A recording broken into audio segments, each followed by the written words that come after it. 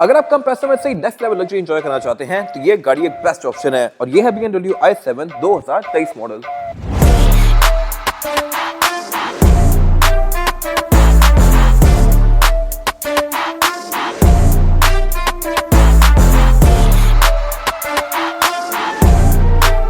और ये गाड़ी खैर रंग स्पेशल है इस तरह से कि अब ये कहने को सिर्फ एक डोर है, लेकिन अगर आपको सिर्फ डोर लग रहा है तो आप गलत हैं। ये डोर ओपन इलेक्ट्रॉनिकली होता है लाइक दिस, और ये मेरे खास एक बड़ी मजे की चीज है। और फिर इसमें सॉफ्ट क्लोज वाला फीचर भी आता है, यानी कि अगर मैं इसको आधा बंद करूंगा तो ये बाकी खुद बंद होगा इस तरह से। फिर इसके अलावा ये डोर उतना ही ओपन होता है जितना आप चाहते हैं। अगर मैं यहाँ खड़ा हूँ तो ये और आगे नहीं आएगा, ये आपको सेंस भी करता है। और अगर ये सारे फंक्शन फेल हो जाएं तो फिर इसमें फिजिकल रिलीज भी दिया गया है, जो कि मैं आगे जाके बताऊंगा। फिर ये गाड़ी लॉन्ग व्हील बेस वर्जन है और साइज के लिहाज से सही यॉट लगती है। और सिर्फ यही नहीं, ये गाड़ी 4 व्हील स्टीयरिंग भी ऑफर करती है। इसके अगले के साथ पिछले टायर्स भी टेंट करते हैं। और इसके फ्रंट पे सही आई कैचिंग जो चीज है वो है इस गाड़ी की ग्रिल, जो कि रात में ग्लो करती है। और इसके अलावा इसकी जो ये हेडलाइट्स हैं वो यहाँ पे नीचे दी गई हैं। ऊपर ये डीआर लाती है जो क्रिस्टल डिजाइन में है। और इसकी जो किडनी ग्रिल्स हैं ये भी सही मैसिव हैं, बट ये है मोस्टली क्लोज क्योंकि ये गाड़ी ईवी है। इसका थोड़ा सा पोर्शन यहाँ से ओपन होता है, लेकिन बाकी सारी जगह सील्ड है। और यहाँ पे एक एरिया स्टैटिक दिया गया है जो कि इसके रडार के सेंसर्स हैं। फिर इसके अलावा एक गाड़ी क्योंकि एक्सीलेंस है तो इसमें ये ब्लू वाली लाइन आती है, इसके एम पैक में ये लाइन वगैरह नहीं आती। और फ्रंट इसका है भी सही ह्यूज। और इसके फ्रंट लेफ्ट फेंडर और रेयर राइट फेंडर पे चार्जिंग पोर्ट आते हैं, जैसे आप इस गाड़ी को चार्ज करेंगे। यहाँ से घर पे चार्ज होती है, बैक वाले चार्जर से कमर्शियली चार्ज होती है। और इसके अलावा नीचे यहाँ पे इसकी वेलकम लाइट दी गई है जो कि रात में ग्लो करती है और इसको बहुत खूबसूरत लुक देती है। फिर इसके साइड मिरर में auto retractable, adjustable, blind spot monitors ये सब तो आते ही हैं, बट यहाँ पे 360 कैमरास भी दिए गए हैं। और इसकी असल लेंथ जो है लॉन्ग व्हील बेस की वो जाती है इस रेयर डोर में, जो कि साइज के लिहाज से सही मैसिव है। ये सिर्फ ओपन होगा तो इसका साइज देखिएगा कि ये कितना बड़ा है। और इन डोर्स के बारे में एक और चीज खास ये है कि अगर मैं इसको इलेक्ट्रॉनिकली बंद करना चाहूँ तो कर सकता हूँ, नॉर्मली करना चाहूँ तो भी कर सकता हूँ, लेकिन अगर मैं इसको पुश करके छोड़ूंगा तो ये बाकी का रास्ता खुद ट्रेवल करेगा इस तरह से। ये मेरे खास एक इंटरेस्टिंग चीज है। फिर इस गाड़ी में हाइट कंट्रोल भी आता है, तो आप इसको रेस और लोअर ऑब्वियसली कर ही सकते हैं। लेकिन इसकी जो रूफ है ये ओपन नहीं होती, मोस्टली गाड़ियों की पैनोरामिक रूफ्स ओपन होती हैं। इसमें ये सिंगल ही पीस है जो कि फिक्स ही रहता है इन प्लेस, बट ये रूफ भी स्पेशल है। किस तरह से आए बताता हूँ। फिर इसमें ड्राइवर का डोर बंद करने का तरीका एक और भी है। मैं जैसे ही ब्रेक दबाऊंगा तो इसका डोर खुद बंद होगा लाइक दिस। और पैनोरामिक रूफ इंटरेस्टिंग इस तरह से है कि ये पीछे से आगे की तरफ ओपन होता है इसका कर्टन लाइक दिस। और इस पैनोरामिक रूफ में एम्बिएंट लाइटिंग भी आती है जो कि रात में ग्लो करती है।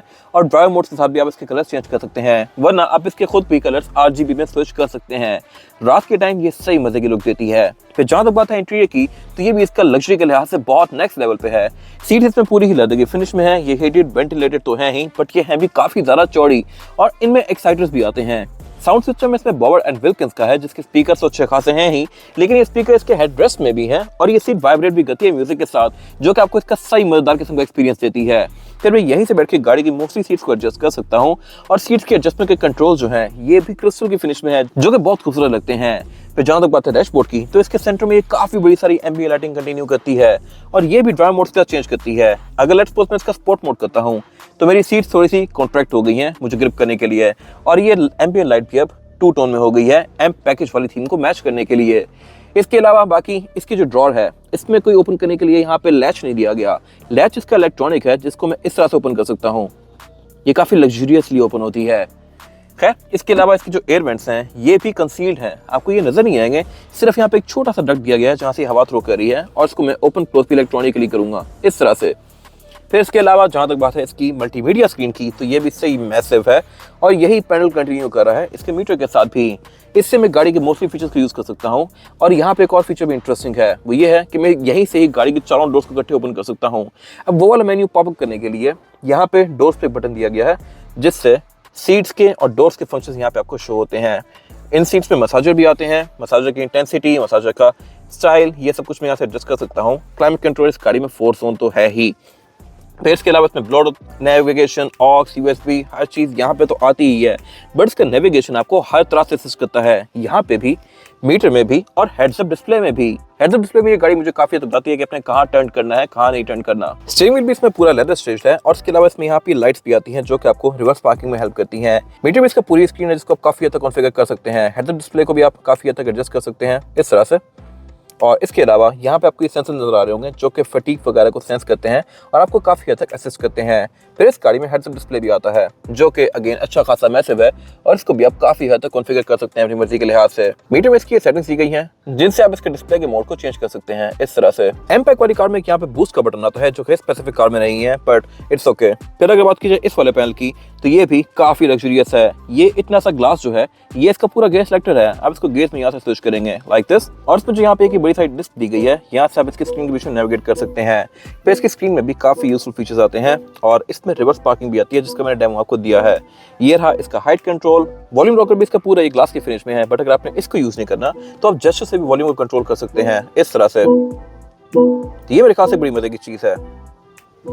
फिर इसके ड्राइवर डोर में एक शॉर्टकट बटन दिया गया है जहाँ से मैं सारे फंक्शन को यहाँ से एक्सेस कर सकता हूँ। अगर मैं ऑटोमेटिक डोर्स पे जाता हूँ तो मेरे पास एक ऑप्शन है ओपन ऑल डोर्स, जिससे सारे दरवाजे एक गाड़ी इकट्ठे ओपन कर देगी और मैं यहीं से बैठ के किसी भी दरवाजे को जितना मर्जी चाहूँ ओपन या क्लोज कर सकता हूँ लाइक दिस। अब ये खुद बंद हो रहा है, बट मैं इसको अगर आधा ओपन करना चाहूँ तो वो भी कर सकता हूँ और क्लोज ऑल डोर्स पे एक गाड़ी सारे डोर्स खुद बंद करेगी, जो कि काफ़ी इंटरेस्टिंग चीज़ है। इससे आप अपने दोस्तों के सामने से शीशे मार सकते हैं। फिर मैं यहीं से बैठ के गाड़ी के सारे ब्लाइंड्स को कंट्रोल कर सकता हूँ लाइक दिस। और इस एम्बिएंट लाइटिंग के बारे में एक और इंटरेस्टिंग चीज़ ये है कि हेडलाइट ऑन करने पे ये पूरी लाइट ब्लिंक करती है, लेकिन ये उतने ब्लिंक करती है जितना आपको चाहिए। फिर उसके बाद ये स्टैटिक हो जाती है इस तरह से। और इसके अलावा नीचे यहाँ पे एक वायरलेस चार्जर भी दिया गया है। फिर इसका सेंटर कंसोल जो है, इसकी जो ग्रिप्स हैं ये भी हीटेड हैं और डोर्स जो आर्मरेस्ट हैं वो भी इसमें हीटेड आते हैं। फिर मैं यहाँ से बैठ के इस सीट को भी एडजस्ट कर सकता हूँ, बट मैं जैसे सीट को पीछे करूंगा तो पीछे यहाँ पे एक काफ़ी मैसिव पैनल है जो कि मेरी सीट के साथ आगे पीछे हो रहा है और इसकी वजह भी है। ये पैनल क्या है आए दिखाता हूँ। ये मैसिव पैनल 31 इंचेस की 8K स्क्रीन है जिस पे मैं यहाँ बैठ के नेटफ्लिक्स एंड चिल कर सकता हूँ सही में। लेकिन यहाँ बैठना ही मस्त नहीं है, आप अगर लेटना चाहते हैं यहाँ पे लेट भी सकते हैं। इसमें एक ये रिलैक्स मोड आता है जिसमें अगली सीट फुल आगे चली जाती है और बैक सीट पूरी तरह से जीरो ग्रेविटी वाला फील देती है आपको। और इसके अलावा स्क्रीन में हर वो चीज़ आती है जो कि आप अपने घर की टीवी से एक्सपेक्ट कर सकते हैं। ये स्क्रीन क्योंकि 8K है तो इसका रेजोल्यूशन बहुत नेक्स्ट लेवल पे है। इसका आप एस्पेक्ट रेशो भी एडजस्ट कर सकते हैं, स्क्रीन कहाँ पे हो वो भी एडजस्ट कर सकते हैं। लेट्स सपोज उस बंदे ने यूज़ करनी है तो आप उसको दे सकते हैं, खुद आपने यूज़ करनी है वहाँ कोई नहीं बैठा हो तो स्क्रीन को अपनी तरफ कर लें, और अगर आप इसको सेंटर में रखना चाहते हैं तो वो भी आप रख सकते हैं।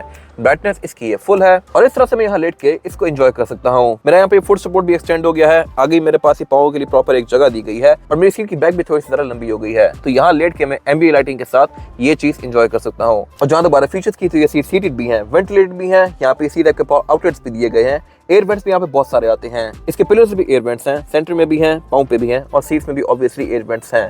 ऑडियो कैप्चर करने के लिए यहाँ पे माइक्रोफोन्स दिए गए हैं। गाड़ी को यूज़ करने के लिए यहाँ पे ये पूरी स्क्रीन दी गई है। रेयर डोर्स भी इसके पावर्ड हैं फ्रंट डोर्स की तरह ही, जिनको मैं इस तरह से ओपन कर सकता हूँ। जैसे डोर ओपन करूँगा तो इसकी सीट वापस अपनी जगह पे आ जाएगी इस तरह से। तो क्यों है ना ये गाड़ी सही नेक्स्ट लेवल पे। गाड़ी को यूज़ करने के लिए लेफ्ट और राइट दोनों तरफ ये स्क्रीन दी गई हैं जहाँ से मैं गाड़ी के मोस्टली फीचर यूज़ कर सकता हूँ। ड्राइव मोड में यहाँ से चेंज कर सकता हूँ और इसके अलावा गाड़ी के क्लाइमेट कंट्रोल की भी एडजस्टमेंट्स यहाँ पे दी गई हैं। रेयर जोन्स दो अलग अलग हैं, दोनों को मैं यहाँ से इस तरह से एडजस्ट कर सकता हूँ। फिर इसके अलावा डिस्प्ले को भी मैं इधर से ही फोल्ड अनफोल्ड कर सकता हूँ। अगर लेट्स सपोज मैं इसको यूज़ नहीं कर रहा तो यहाँ पे ये फोल्ड अप का ऑप्शन दिया गया है जिससे मैं इसको ऑब्वियसली फोल्ड अप कर सकता हूँ इस तरह से और ये फिर बंद हो जाएगी। फिर इसके ऊपर ये एम्बिएंट लाइटिंग दी गई है जो कि रात के टाइम इसको सही मज़ेदार लुक देती है। स्क्रीन को आप आगे से भी फोल्ड अनफोल्ड कर सकते हैं और इसका डिस्टेंस भी एडजस्ट कर सकते हैं इस तरह से कि पैसेंजर्स के कितना क्लोज हो, और इसका टिल्ट एंगल भी आप एडजस्ट कर सकते हैं ताकि रिफ्लेक्शंस स्क्रीन की विजिबिलिटी को कम ना करें। और इसके रूफ में ये बोर एंड विल्किंस के स्पीकर्स ऊपर भी दिए गए हैं।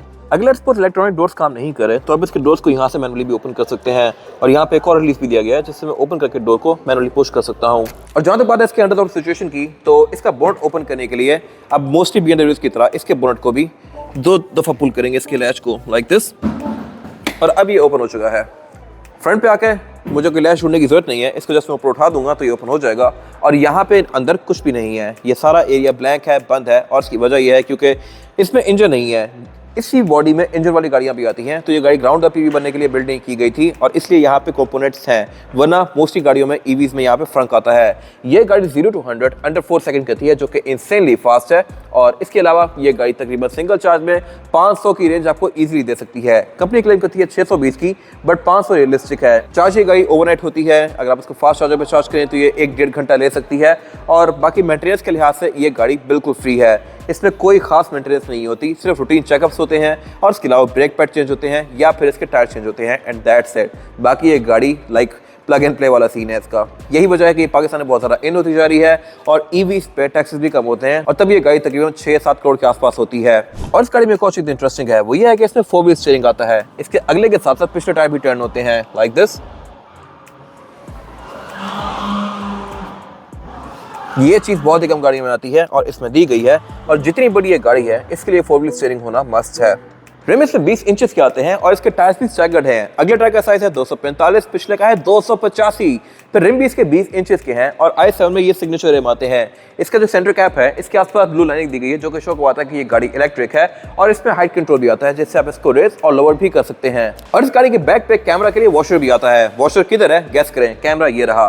खैर बाकी जहाँ तो बात है इसकी बजट की, तो ये i7 है, i मतलब इलेक्ट्रिक, और ये xDrive 60 है जो कि xDrive का मतलब है ऑल व्हील ड्राइव और 60 मतलब ये एक बड़ी ट्रिम है।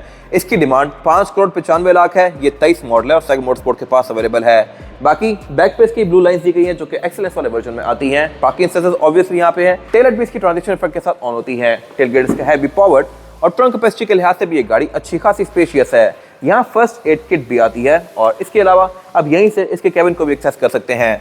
वॉशर का पता लगा, वॉशर किधर है मैं बताता हूँ। वॉशर इसका यहाँ पे है। इसका जो ये BM का लोगो है ये बाहर आता है और कैमरा को वॉश करता है। और ये गाड़ी तो सिंगल ही टोन में है, लेकिन इसमें 2 टोन वाली गाड़ियां भी आती हैं जो कि हमने बेची भी हुई हैं और हमारे पास अवेलेबल भी हैं। खैर बाकी इसके अलावा इसमें नीचे यहाँ पे सेंसर्स दिए गए हैं जो कि इसके डोर्स के लिए सेंस करते हैं, और ये गाड़ी साइज के लिहाज से पिछली किसी भी 7 सीरीज से ज्यादा ह्यूज है। तो ये था एक क्विक ओवरव्यू इस गाड़ी का। अगर आपने इसके बारे में कोई इन्फॉर्मेशन लेनी है तो आप दिए गए नंबर पर कॉल कर सकते हैं। ये सेगमेंट मोटरस्पोर्ट के पास अवेलेबल है। Thank you for watching.